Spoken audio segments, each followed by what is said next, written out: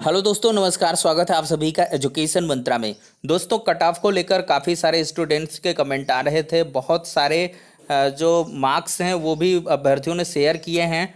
तो एक रुझान पता चल रहा है। हालांकि बहुत सारे लोगों ने फर्जी तरीके से आई थिंक मार्क्स को डाला हुआ है।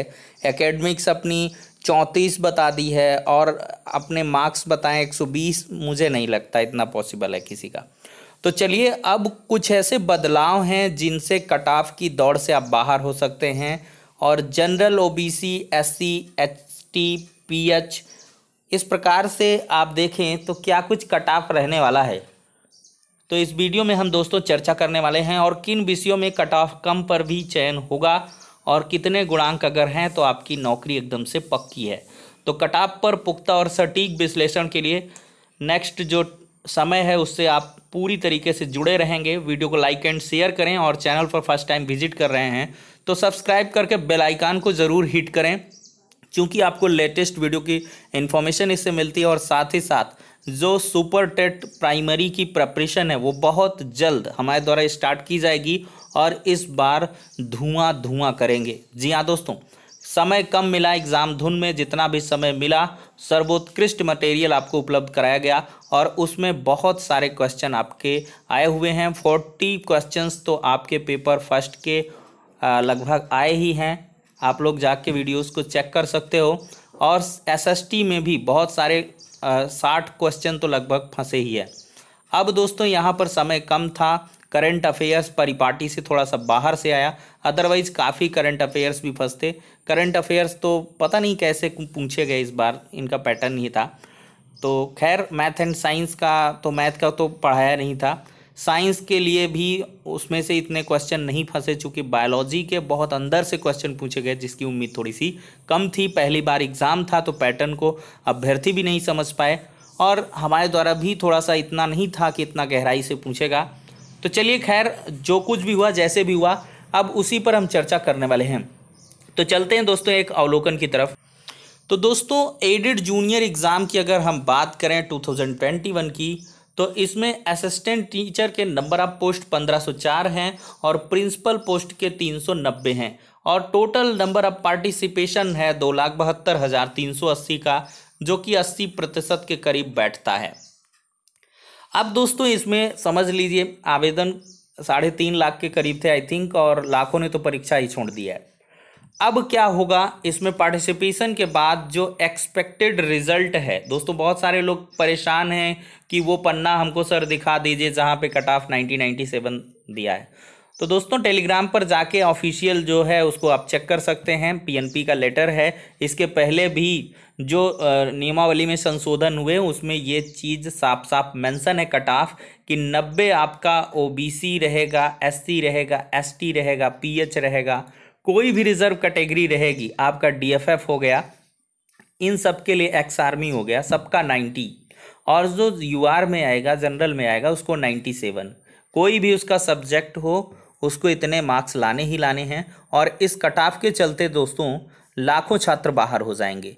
जो आपकी 1.5 लाख की लगभग भीड़ है वो इसी में सिमट जाएगी, कट ऑफ ही नहीं क्रॉस होगा। और जो सबसे ज़्यादा कट ऑफ की मारामारी होगी वो मैथ एंड साइंस की होगी। कट ऑफ के लिए लोग तरस गए हैं, यहाँ पर 1997 तक नहीं आ रहे हैं, तो ऐसे सभी दौड़ से बाहर हो जाएंगे।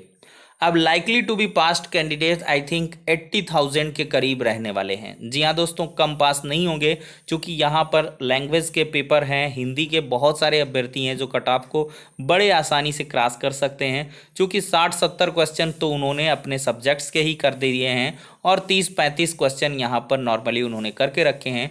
तो 95, 100, 100+ तो हिंदी का मुझे आई थिंक मिला ही नहीं।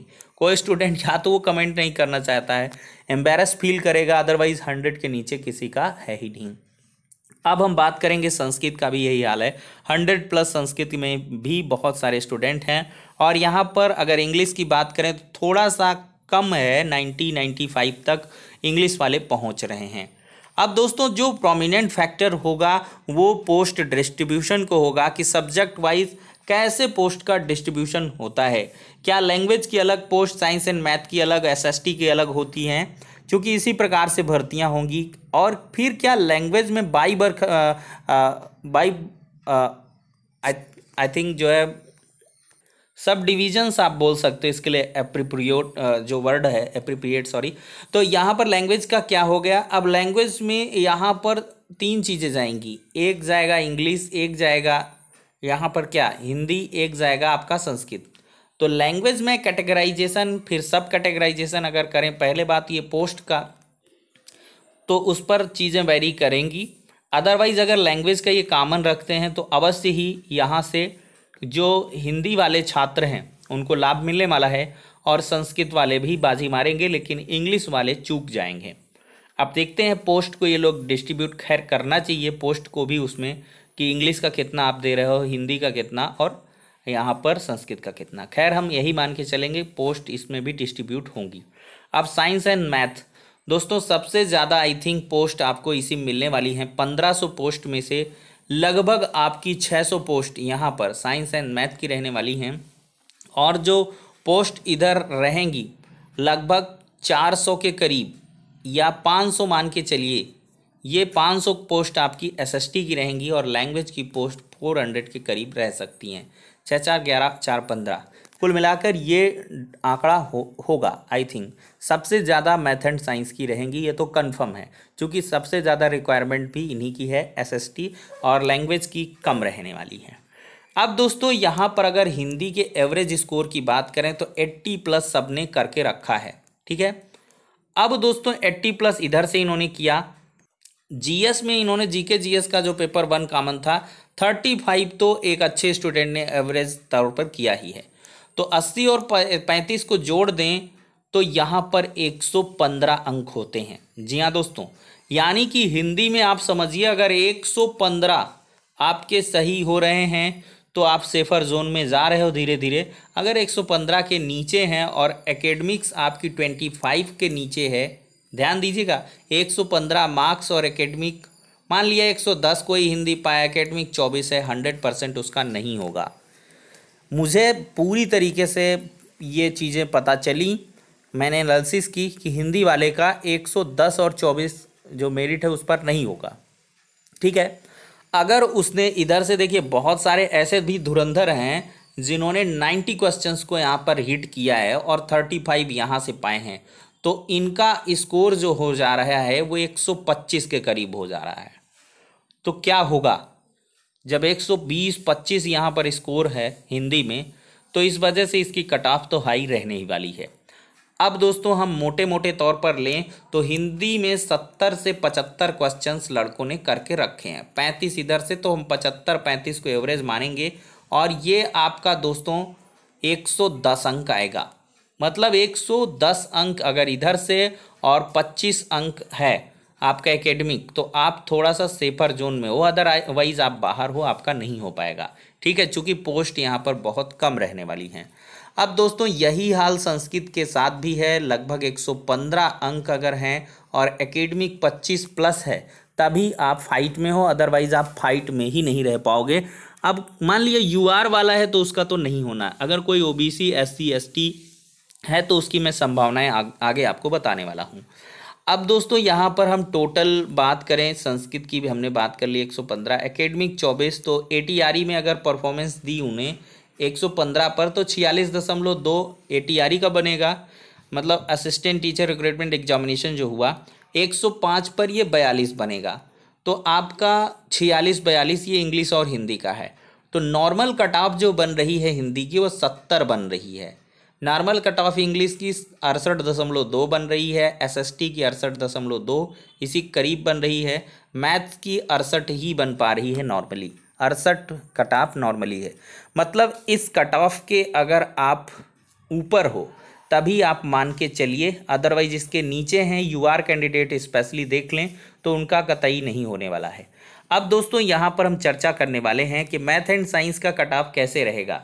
तो दोस्तों यहाँ पर नॉर्मल कट ऑफ आपका कितना मैंने मैथ एंड साइंस का बताया, 68 है ना, तो यहाँ पर 2 कट ऑफ और आगे बढ़ा लीजिए। जी हाँ दोस्तों, चूंकि सीट कम है, कंपटीशन ज़्यादा है, किसी की एकेडमिक 32 एकेडमिक है, किसी की 30 है, किसी की 28 ही है, तो ऐसे में 70 से 72+ जिनके गुणांक बन रहे हैं फाइनली उन्हीं का यहाँ पे सिलेक्शन यूआर के अंदर होगा।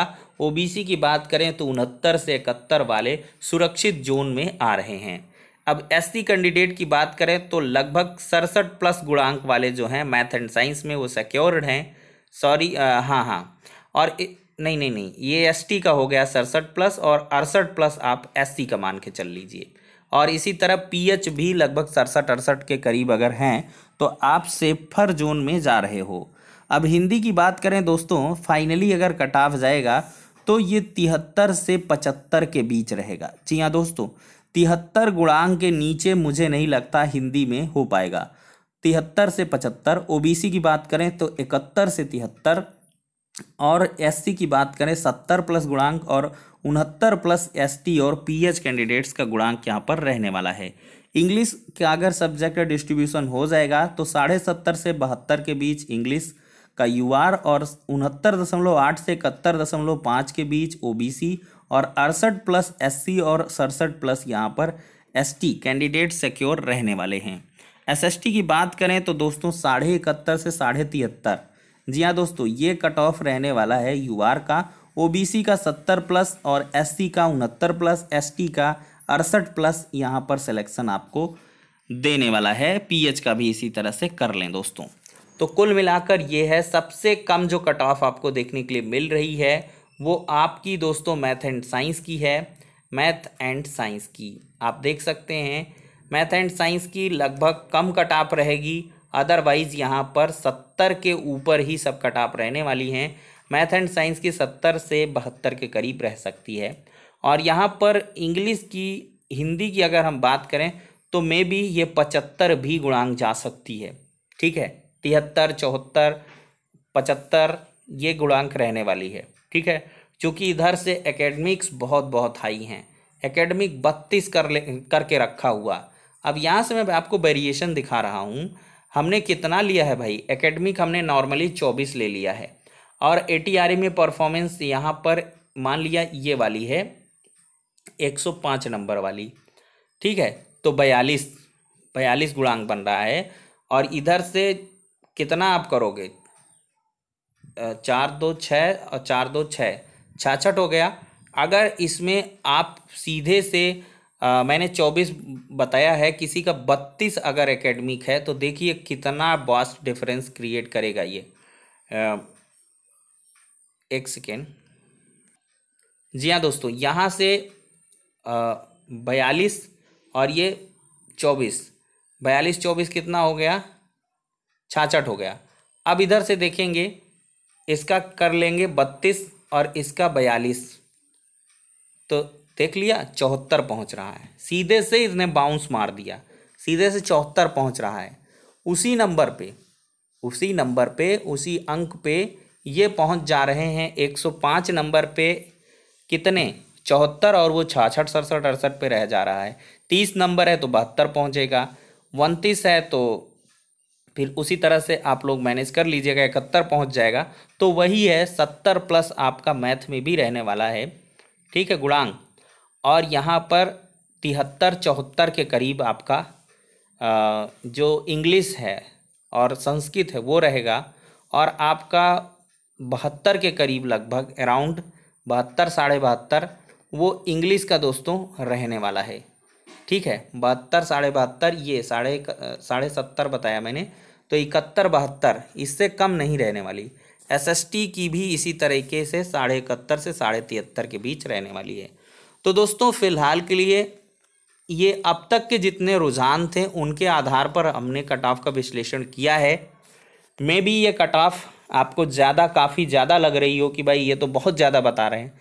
बहुत ज़्यादा नहीं है, पिछले वीडियो में जाके आप लोग देख भी सकते हो, बहुत सारे कमेंट वहाँ पर हैं, तो उनके आधार पर बहुत सारे लोग, आप खुद पेपर देखिए। सबसे बड़ा कट ऑफ निकालने का मतलब होता है आप खुद एग्ज़ाम पेपर रखिए अपने सामने, अपने सब्जेक्ट का। सीट्स आप डिस्ट्रीब्यूट कर लिए, 600 सीट है, यूआर की उसमें 300 करीब आएंगी। अब 300 में देखिए कितने क्वालिफाई कर रहे हैं, और फिर पेपर को रखिए कि एक नॉर्मल स्टूडेंट ने इतने तो कर ही लिए होंगे। तो वही आंकड़ा है कि नॉर्मली जितना कर लिया उससे अगर 5 से 10 नंबर आपके ज़्यादा हैं तो आप दौड़ में एकदम से शामिल हो जाते हो। और एकेडमिक आपकी अगर बेहतर है, बढ़िया है, तो वो और 4 चांद लगा देती है।